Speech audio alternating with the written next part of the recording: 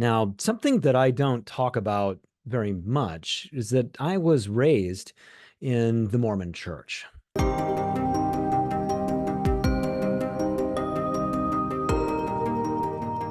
the Mormon church is one of many American-based religions that are pretty widely known.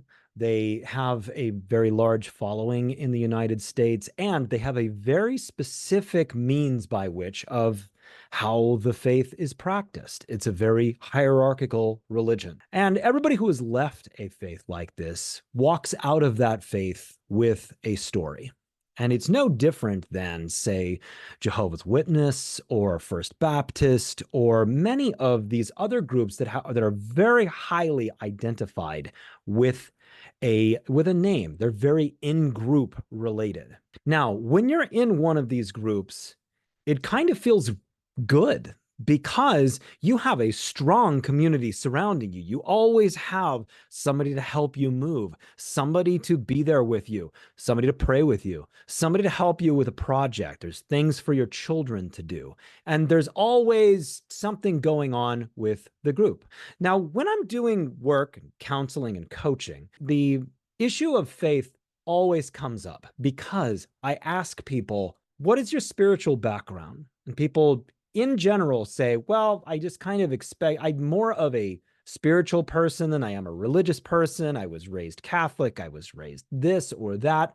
And people generally have a bit of a revulsion to organized faith because they've had bad experiences with these groups. And of course, we cannot avoid the fact that human history has had a very checkered past with regard to faith. When faith turns into a political system, it can do incredible damage. And so in the modern day, you have a lot of incredibly thoughtful people that go, yeah, I'm not opting in to something that has created so much bloodshed and pain.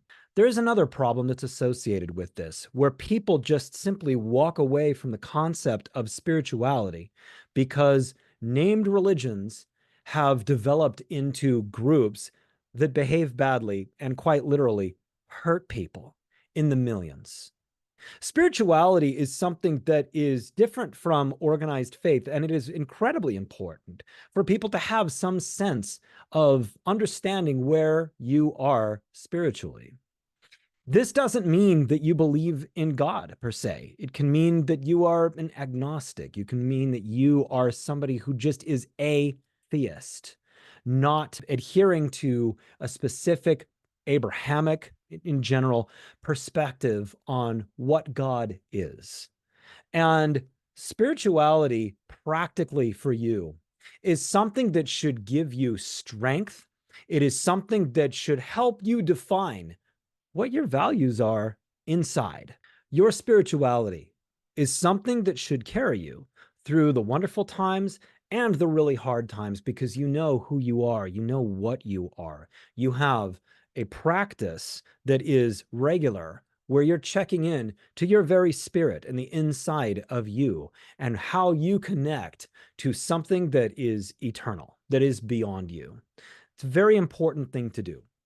One of the things that modern religions are very good at is putting you into a group, and it's a very seductive thing. After I left the Mormon church in my youth, I joined group after group, and some of these groups were not religious groups. They were just groups that I could really feel like I could wear a brand and that I was a part of that group.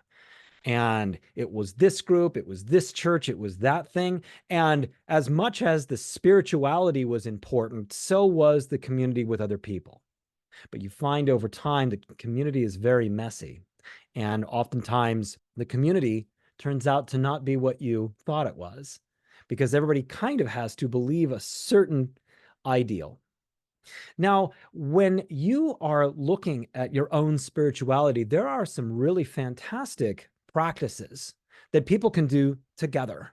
Mindfulness practices, yogic practices, learning about the chakras, these different things that are not culty. And you can join these things and you can be a part of these things that can help you transcend where you are. You also don't have to join with a group because groups can be messy. You weren't born to just simply think like everybody else. You were born to think just like you. You have your own specific identity, and while being in groups can help with the accomplishment of one thing or another, it's not necessarily going to transcend your spiritual journey that should be based upon your values and your ideals. Now, this is not some gigantic screed against all organized religion, because organized religion can really be an amazing space for people, for families, but also it's not a place to go and simply surrender to everything that's being said. You have your own mind. Why is spirituality important? Jobs will come and go. Relationships will come and go. People will live in our lives and people will die. And the thing that carries us through all of these things, some of these traumatic changes, is what we believe to be true about ourselves and about the universe around us. There is a life force that is, I like to call it pure source. That's not something that I made up, okay? Pure source is just simply reality. Reality coming from the light of the ages that is a part of everything that is good.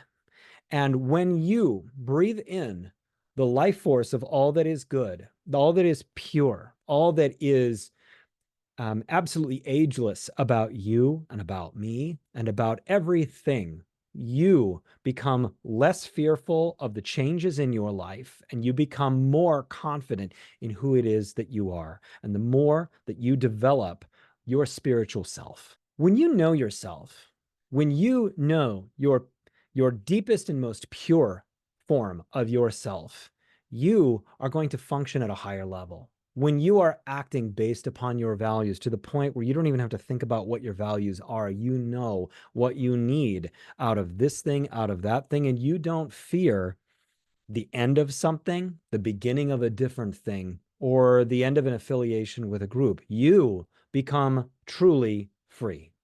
That spirituality that is based upon you, yourself, not the name of the group that you are affiliated with, that purity is what helps you develop yourself spiritually, yourself, and giving yourself the greatest amount of moral strength and courage to do the right thing, no matter what the consequences are. Spirituality isn't just something that's important for you individually. It really is important for a society. And in Western society, we've been separated from the importance of faith because it has been so closely linked with organized religions. A society that has people in it that are not practicing some form of spirituality is a society that becomes fractured. It's a society that becomes less kind, less trusting, less empathetic. That's the society that we're in right now.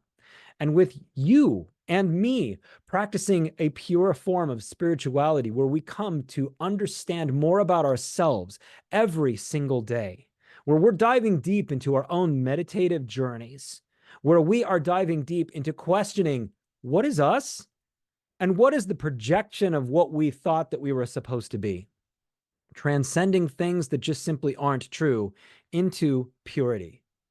So your job is to become as pure as you possibly can, to know yourself, to remove pretentiousness, to remove your need for acceptance from others, because that acceptance from others, it's always conditional. And you are operating on your own specific, absolutely timeless journey in your life here, and you are the only person that you owe total purity to. When I was in the Mormon church, it was an incredibly hierarchical thing. I had to unlearn the term calling, meaning that somebody else is calling for you to do something. You have a calling to be a part of this thing. You have a calling for this. A calling is something that comes from inside you. Sometimes religions can redefine the meaning of words. When I was in the Mormon church, there was always a next level that you were trying to climb to and achieve. And if you were at this certain level, you had a higher status than other people in the church. That's just the way that the whole thing is actually built. When the people who walked in for the very first time looking for something that they needed in their life, maybe they were an alcoholic, maybe they were just gotten divorced, maybe something terrible had just happened in their life and they were thirsting for something that was good, because a lot of people are attracted to the Mormon church because it looks so wholesome, and people come based upon that image. And then people come with a great sense of, I need God now in my life. And I would think about those people that would come, and I would think about how pure those people were in those moments, in those first couple of moments, sitting in the pews of trying to find out whether this is a place where they feel welcome, where they feel spiritually nourished. And how pure that first couple of meetings are for those people. When the people that were higher up in the church, and many really wonderful people in this church, maybe in those moments weren't nearly as pure as the person who needed God now, needed something beautiful in their life right now. So I challenge you, be pure. Be somebody who has a total need for something higher in your life, and seek it. Seek it on your own. Do the meditative practices. Take a look at the whole concept of what the chakras are. They're amazing. I'm going to be doing a series on the chakras, and they're a wonderful way for you to check into your spirit and your body. And you don't need to join a group to gain status to learn those things. It is for you. It is for me. It is for everybody. Spiritual fulfillment is something that every single person should be seeking as equally as they are looking to advance their careers, to improve their relationships, because that relationship that you have with your spirit is something that you actually do take with you after you pass on from this earth. You don't take the title of your job and you don't take the money with you, but you do take that. So in closing here, spirituality is for you. It's for me. It's not for you to change your identity to conform to a group of other people. It's not for you to have the credentials to be a part of this group where other people can't. You are your own individual, and you deserve to have purity and joy and love and fulfillment in your heart. Now go be something great.